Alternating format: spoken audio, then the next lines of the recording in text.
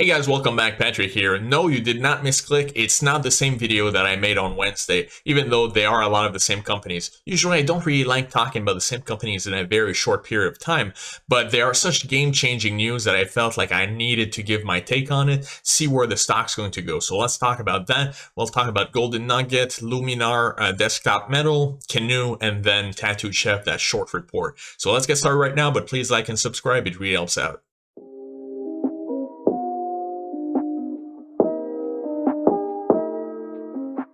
Alright guys, let's begin with Golden Nugget Online. That had some pretty huge news yesterday, but I'm kind of on the fence about it. On one hand, I think it's amazing, but on the other end, it raises a few concerns. Well, we'll talk about that in a second. But first, just remember on Wednesday when we talked about it, the main focus was really on the earnings. The Q3 earnings were amazing, up 93% in their revenues, if I recall correctly, something above 90%.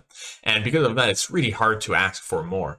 When we talked about the positive catalysts that were coming up in the future, well, the main ones, of course, are when they're going to be expanding in Michigan and then Pennsylvania.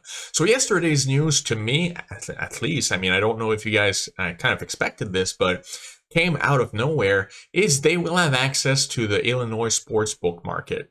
So that is really good news, right? They're going to have a presence in Illinois, and then eventually when iGaming is allowed, they will already have the pieces in place, and it's going to speed up the process for them to launch their online casino there.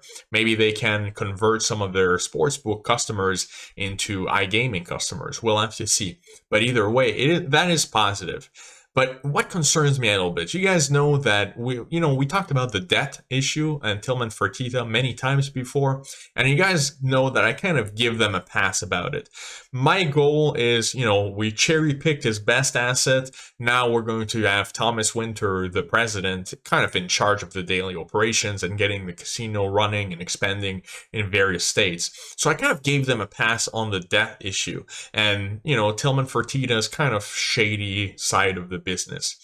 However, this raises a few questions. Let me read it because it's going to make it a little bit clearer. The casino, when open, will be branded Golden Nugget and feature a Laundry's Restaurant Steakhouse. So under the definitive agreement, GMHI holds the exclusive rights to offer online sports wagering and, if permitted by law in the future, online casino wagering. That's great, exactly what we needed, access to the market. In addition, though, GMHI has committed to provide a mezzanine loan in the amount of $30 million to Danville Development for the development and construction of the casino. This raises some questions. Why are we funding this company's construction of the casino? And were they not able to get commercial financing from a bank? Right? What terms were they offered?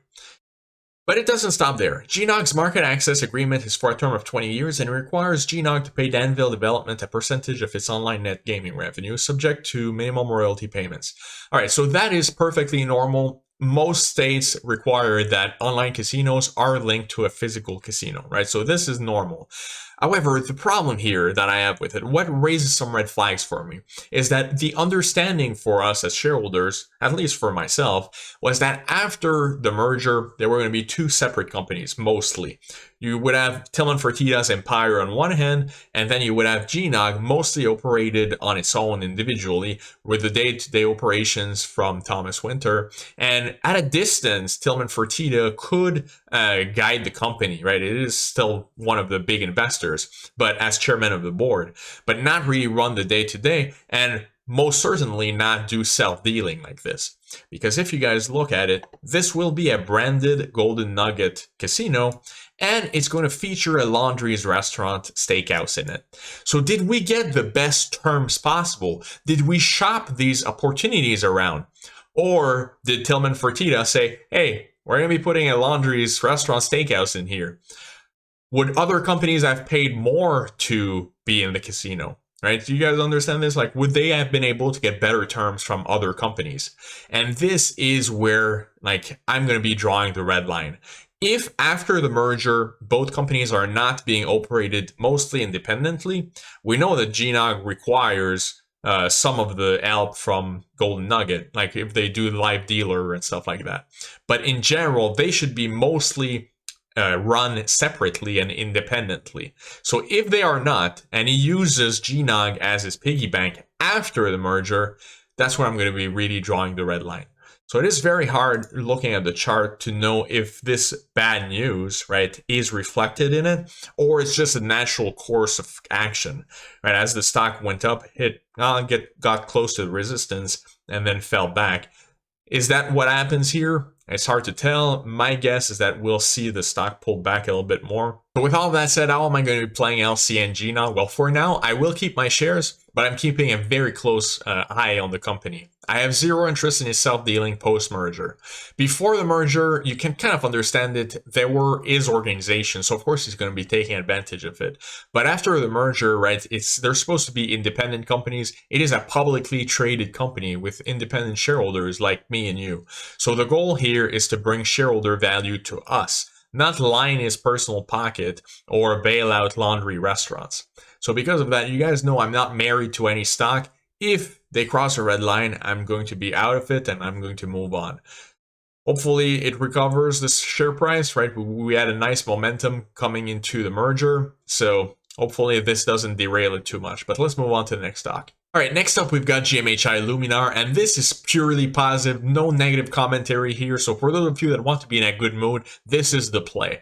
So GMHI up 20.28%, and we really needed this because this is a stock that kind of really didn't do anything for a few weeks. You guys know how disappointing it was when it went up to 1370, and then it was in a pure downtrend, and then kind of stalled very close to $10. Well, in literally one day, we're almost back to that peak. And for good reason. I mean, this is a company that we had a lot of hints we're going to be announcing big things. If you guys remember on Wednesday when we talked about it, I mentioned that they increased their order book from 1 billion to 1.3 billion. But also what really struck me is when the manager for Goris Mitropoulos mentioned that the company Luminar has even more traction than they anticipated when they announced the merger, right? So because of that, that gave us a lot of hints that big things were to come. So even though, you know, I still had a lot of reservations. If you guys remember, I mentioned that I was going to keep them, but yeah, I was on the fence about it. Maybe I should scale back my position a little bit because this is one of my biggest ones. Well, I didn't, and one of the reasons why was that article. So today they announced that they're going to be supplying the LiDAR sensors for Mobileye's self-driving fleet. And for those of you that are not familiar, this is a big deal. The reason why is that Mobileye is one of the leaders when it comes to city self-driving. What's so special about it is that they achieved all of this using only cameras and radar, just like Tesla and Elon. So because of that, the fact that they're adding LiDAR to their system just provides so much validation for Luminar. You guys remember that even with the Volvo contract, even with Daimler buying into the company, people still always questioned, well, is LiDAR really necessary? And is Luminar going to be the one big player in that industry? Well, now we have our answer. That's why they went from 4 to 8 to 12 potential partnerships, right, that they're going to be working on and very far ahead in development. So that's why everyone is going with Luminar right now. And this is part of the proof, and that's why the stock is jumping so much. So this is extremely positive. Mobileye is one of the Intel companies, so it has massive backing. And just to show you guys, we won't watch the entire thing, right? But this is what it looks like. As you guys can see, with their current system using cameras, they are still very, very far ahead, right? They're doing massive, massive things. But they think that that extra 1%, like that last 1% that Austin Russell always talks about, LiDAR is going to help. You know, you want to have all the systems in place to make sure that the system never gets into accidents, right? You don't want that one case here and then. It has to be almost perfect because lives are at stake. So I hope you guys have some exposure to the company. I know that some people question the value, but guys, it is a high risk, high reward play. There is a lot of money involved, and as you guys can see, they're progressing so much quicker than we anticipated. So because of that, the valuation on paper seems a little high, but when you compare it with tech plays, it's really not that bad. So in the short term, it is very possible that we see that 1370 again. And from there, I mean, you guys know that parabolic moves like these never last. So there will be a consolidation period, or it might actually come back down. So we'll have to see in the next few days, but this is a very exciting time for GMHI. So now let's talk about Desktop Metal, TRNE. So there's not that much to talk about with this company, but I just want to show you guys a few things. So first, up 7.33% today, but look at the volume. 3.2 million compared to the usual 1.4. So there is volume that's increasing, and that's buying volume. People actually opening positions. This is not just traders, and that's a very good sign for the company. If we look at it, you guys know that, it wasn't that huge downtrend that we talked about. And then all of a sudden, they have huge news, and it starts to go up. Well, it's not even really big news. They're just starting to do shipments of their shop system. We talked about it on Wednesday. This is a system that's about $1.1 million in revenues over 10 years, including $600,000 in profits. Those units are being sold internationally. We talked about the one in the UK, but they're talking about different ones. Let's see, Portugal, France, Hong Kong. So they're going to be shipping these all over the world. Now, it was my understanding that this was going to start happening in December, but maybe they're a little bit ahead of schedule. So if we look at their line of product, this is the shop system that's shipping now, right? They were planning on doing it in Q4 2020, and they are delivering on that. So now we just need to wait for the merger, which is coming very soon. I actually voted on it today.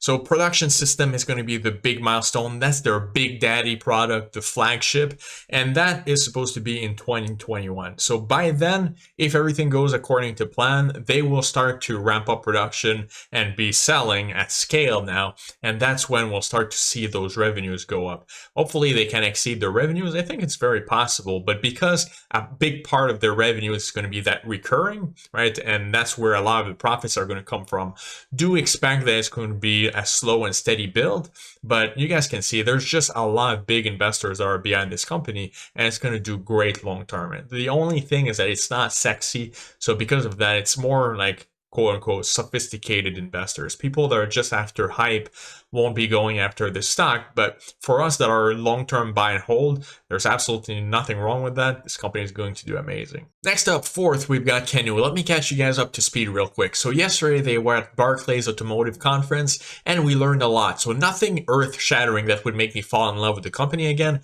You guys know that my enthusiasm dropped just a little bit with it.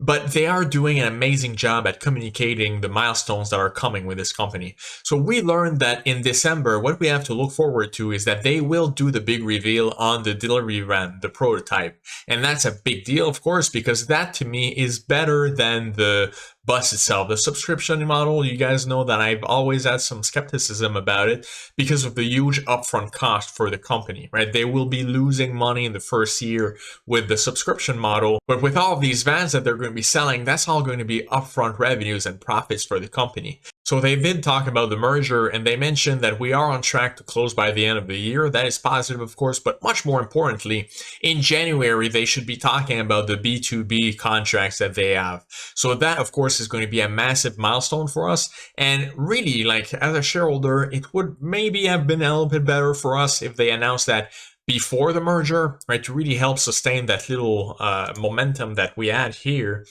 But of course, they're going based on their own schedule and strategy, right? They're thinking long term, and you can't fault them for that. So they have to wait until December's reveal. And then after that, in January, hopefully that's going to give the stock a little boost when they talk about the B2B contracts that they have. One last thing about Canoe, I just thought that it was very funny on the call when they talked about how they signed up 5,000 people on the waiting list and just how much support that shows they have for the bus, right? How much customer interest there is.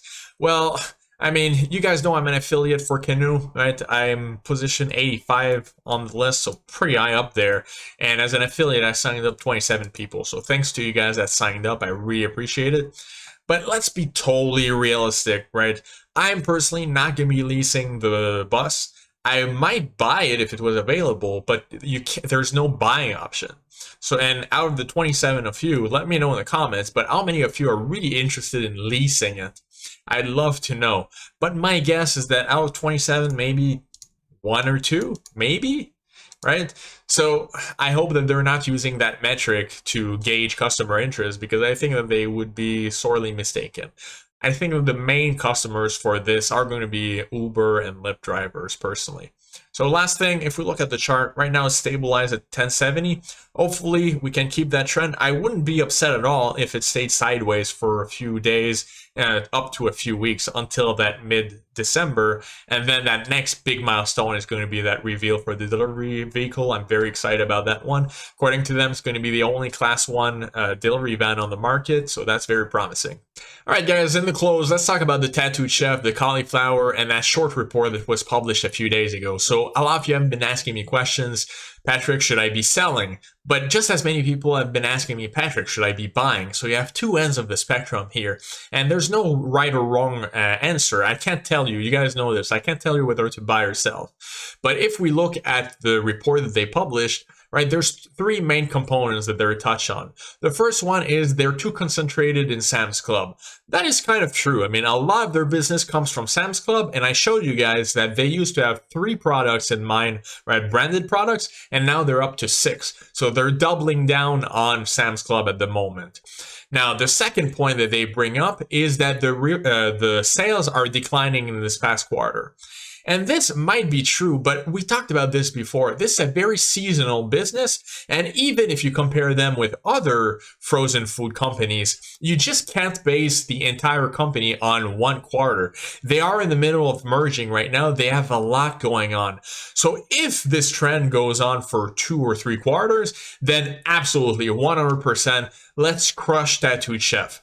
But if we base the entire short report on this one quarter when they're in the middle of merging and they have to deal with the governance of the company, right, and going public, I just don't find that fair. Now, the third point brought up in the report is the company's valuation. According to them, the company should be valued at $9 per share. Now, let's be realistic, guys. It's not the company's fault that people bid it up to a 52-week high of 27.20. What do they have to do with this, right? Investors like us bought shares and brought it up to 27. So the fact that it's at 15.79 now is at a point where the stock price is starting to make a lot of sense to me. Right, $9 would be a good discount. I would for sure buy more shares at that price. So when it was at 25, inversely, then it was way overvalued, right? I mentioned it. Go back in some of the previous videos. At $25, I was not recommending people to open positions.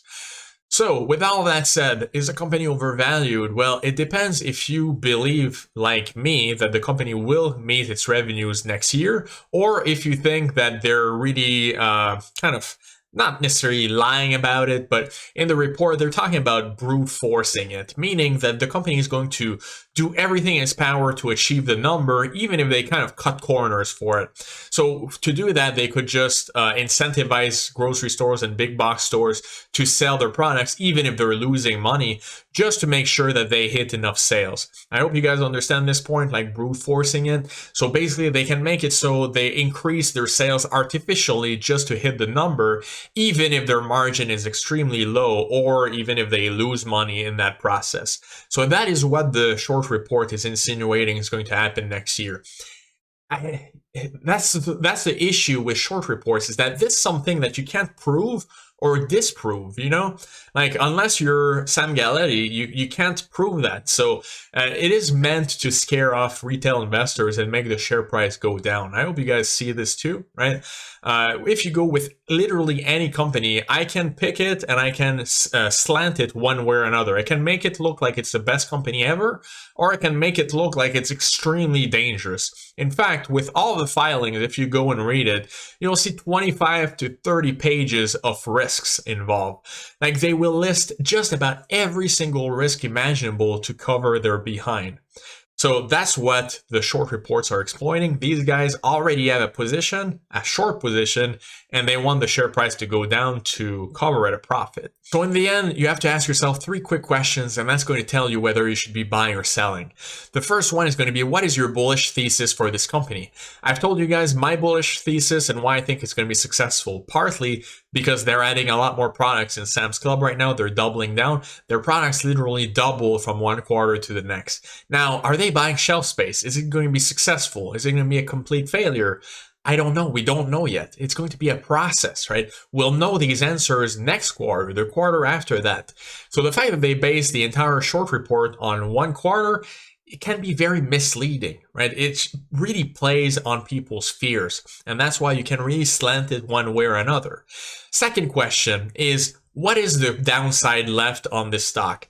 When it was at 27.20, right? There was a lot of downside. It was overvalued for sure if you compared it with competitors. But at $15.79, how low is it going to go? According to them, it can go to $9. That would be the fair price for the stock. I disagree. I don't think it's going to go to $9. If it did, I'd like it. I'd be happy. But, you know, when you compare it with other companies that are fairly similar, this has about 5x multiplier, and the other company has a 5.5x multiplier with 15% growth compared to this company's 60% plus year over year. So to you, is the company overvalued? That's the next question you have to ask. And then the last question is, do you have a better place to park your money right now than Tattooed Chef? If you can cash a ride and get 100% in 2 weeks, then by all means, sell Tattooed Chef, go invest in one of those hype stocks, and if you time it properly and it works out for you, then you'll have a massive gain and you'll be one of the best investors in the stock market.